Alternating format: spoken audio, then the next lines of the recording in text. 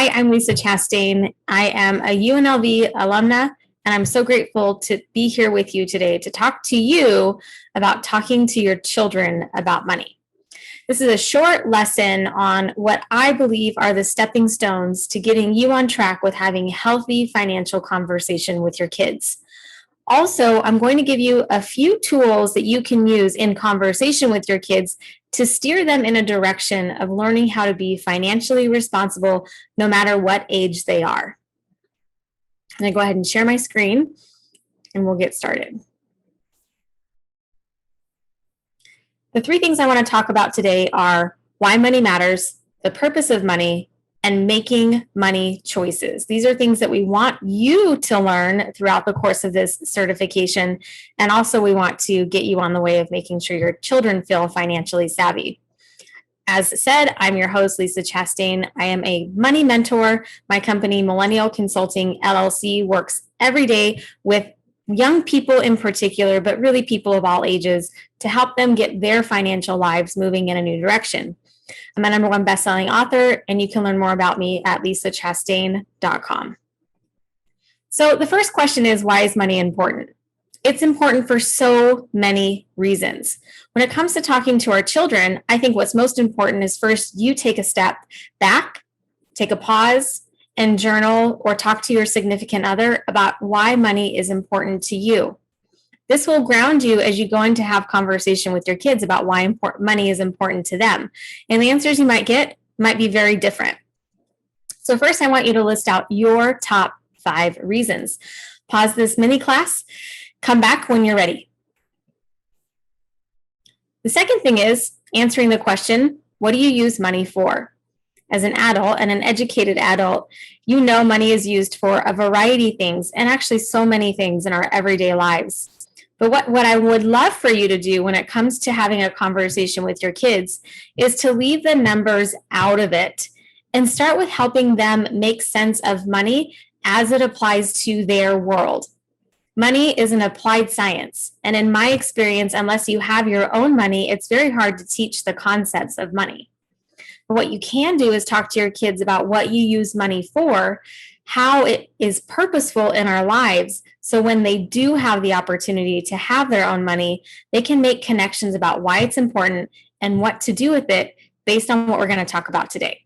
What's most important is that you keep the topic relevant to them, you keep it simple, and make sure that it's fun and lighthearted. Here's the first place to start. Maybe this is over dinner one night. You can get into a conversation with your kids without talking budgets. I would invite you to ask your kids, regardless of age, what do you need money for? Some of the answers you might get back might surprise you. Maybe they know, maybe they don't know.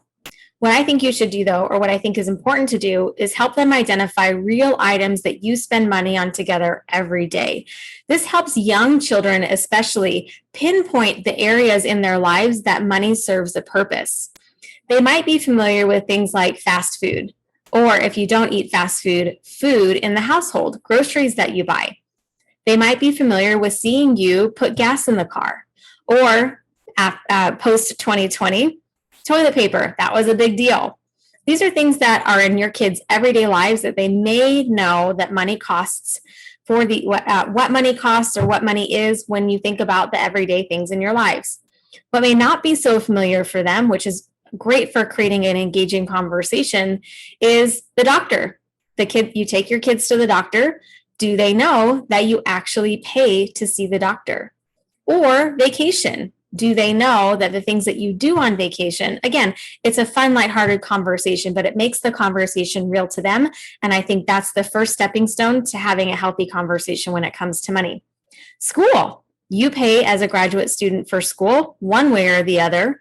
And your kids also have potentially investments that you're making in their school, either through preschool, private school, or something in between. And also, money is for growing, not on trees, of course. Growing up, that's what my dad said. But money is for us to grow our futures. They may not be so familiar with that, but we can broach the conversation anyway. That's the first step. Have a casual conversation about what money is for. Also, do they know that money is for fun, for school, We talked about that. Their future, hobbies, sports, entertainment, travel, pretty much everything that we want to do on a daily basis requires us to invest in some way, in time, with people, or with money. The second conversation that you can have with them is about the world of work. Do your children understand the world of work and why it is that you work? Sometimes the world of work can be filled with animosity.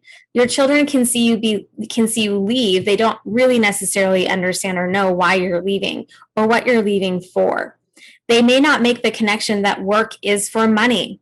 These are all very simple, basic ways for you to start conceptualizing the world of work and the world of money with your kids.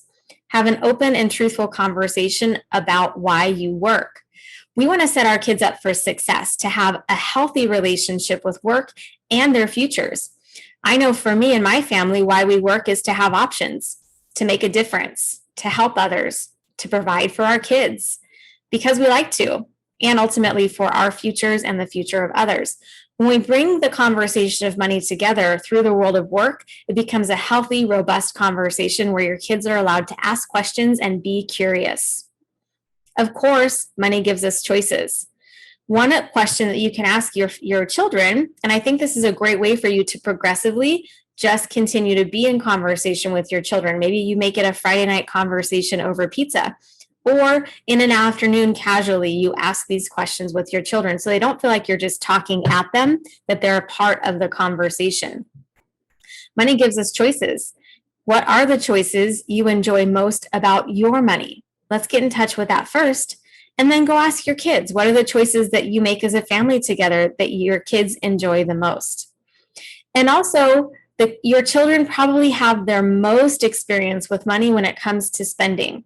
This is a great segue to move into a conversation with your children about why money is important, and it's not just for spending. We break it down in 3 easy ways in my world. Money is for earning, money is for saving, and money is for giving. And when your kids can see it in a simple, broken down way, they can start thinking about for themselves, when they have money, how they would like to use it. They earn it, they can save it, they can give it, and of course, they can spend it. Earning money. There's more than one way to earn money. This is a great way for you to engage in a conversation with your children about ways to earn money and how they can earn money.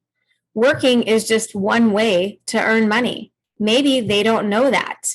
Of course, as a graduate student, education is another way to bring money in. As a student, scholarship money is a great way to bring money in, even though we don't necessarily have to have jobs to make money. And I think it's important for our kids to see that and let them know that money can earn money for itself, even though you don't have to go through that total wormhole of learning about investing in all of the things. I know you're learning about money in this program, and I like to think conceptually about how you can make sense of it for your kids. Let your kids know that money is about making choices. We've got small choices every day, medium choices, and large choices. What kinds of choices do your children make? Ask them. Okay, we've got small choices with money, medium choices with money, and large choices with money. The small choices might be the everyday choices, stopping at the gas station to buy a snack, stopping at the ice cream truck to buy something. Medium choices might be something a little bigger, perhaps a cell phone or AirPods that your children want, correct? And then we have large investments or large choices that we make with our money, like a vehicle purchase, a home purchase, education. Helping your child see that there are different levels helps them wrap their brain around the money that they are going to have someday, and that they can chunk it into different ways of using it for different goals that they have. Ask them, what kinds of choices do they see you make? Ask them. Have them share about what they think small, medium, large purchases are. This is a great way to have a fun conversation with your kids and make it real for them. Here's our formula. I know we talked about ways we use money for spending, for earning, for saving. This formula is all about how we organize our money. Don't overcomplicate it. Share with them how much things cost. That's a really great way as you're out in the world. Hey mom, how much does this cost? How much does this ice cream cost? How much does this car cost? These are great ways for them to start making in their own head sense of the world around them, and then also see their money in different ways. So we make our money, we spend our money, but we also keep our money. This is the magic formula in my world. We make money, we spend money, we keep money. A lot of times what happens financially is we aren't keeping as much money as we are spending money, or we're not making as much money as we are spending money. And that creates an imbalance in our financial lives. So by teaching your children this formula, we make money, we spend money, and then there's money left over, it's a great way for them to start to learn how to make, spend, and keep their own money. We've got to balance priorities. Share your family priorities. Avoid saying no. With money, a lot of kids hear no a lot. No, we don't have the money. No, we can't do that because we don't have the money. To have a healthy relationship with money, it's better for you as a family to discuss your priorities, such as going to school, over other priorities that you might have. Other family priorities could be getting out of debt or going on vacation. When kids understand as a family what your financial priorities are, whether it's spending, giving, or keeping, they can support the mission of the family and not even know the money that's coming in. You don't have to talk budgets for them to understand money. Earning money. I know in our house, chores are very popular because our kids like to earn money. My son, who is 13 years old, started his own dog poop route to pick up poop to earn money. Kids get this pretty early on in their lives that they can do something to earn money. And I think that that's a really great way for you to start talking to your kids about money. Let's set them up for success. Help them understand ways that they today can start earning money, and then understanding what they want to make, what they want to spend, what they want to keep, how they want to give. I have an idea about that coming up next. Household chores, acts of service, small jobs. They can meet weekly expectations, maybe just making sure they're home on time every day, and they can earn an allowance. I think it's healthy for you to set up and manage expectations about how money comes to them versus what I see in a lot of households do. They just give it to their kids. Their kids don't ask questions, and then that doesn't really set them up for success later on in life. Your kids can have financial responsibilities. What can your children do today to begin learning money management? Well, I would say start small.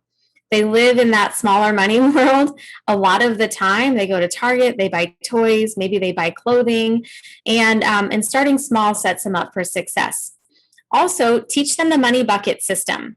They can have 3 buckets for their money. They can have money for saving, for spending, and for giving. A lot of the families that I work with have a 30-30-30 rule. 30 goes to give, 30 goes to spend, 30 goes to save. That's a good way, even with dollar bills and loose change in the household, as that comes to your child, that they have 3 buckets. And when the giving bucket gives full, they get to choose how they're going to give that money. That's pretty exhilarating for a kid, and it sets up healthy money values.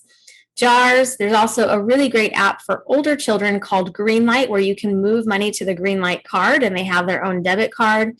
A cash envelope system of saving, spending, and giving is also another way to go about that. There are online tracking apps. I wouldn't recommend those for young children, maybe as they get into their teenage years, if they want to track their money. And of course, when they have their first jobs, you can do that. And mentor them. One of the best ways that you can really set them up for success with finances is mentoring them. They observe you. I know when I'm in paying bills online that my son can be right next to me. He can ask questions. There's no shame. And it helps him feel like he's a part of the decision-making process. Remember this, your beliefs plus your behaviors are your bank account. Every healthy attitude that you can help your child have today sets them up for a healthy bank account later in life. A healthy attitude about money starts here, and it starts with having the right conversations. Adopting a winning mindset yourself, which is why I believe you are here to learn more about money, is a winning formula. Have healthy conversations about money, and that sets your family up for success. Thank you so much for being in my mini class today. I am your host, Lisa Chastain, Money Mentor, #1 bestselling author. And if you want to learn more about me, you can do that at lisachastain.com.